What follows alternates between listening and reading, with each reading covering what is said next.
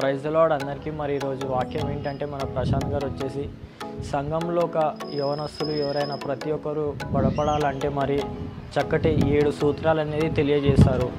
అందులో వచ్చేసి ప్రార్థన మరియు సమర్పణ, అదేవిధంగా కాపరికి ఇచ్చే మర్యాదలు, అలాగే మనం ఇచ్చే కానుకల గురించి.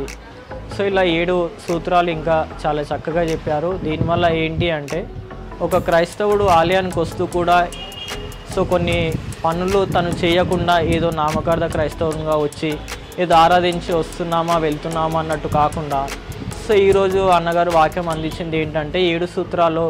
మొదటిగా ప్రార్థించాలి, అదో రెండోదిగా సమర్పణ కలిగి ఉండాలి, మూడోదిగా వచ్చేసి భయభక్తులతో ఉండాలి.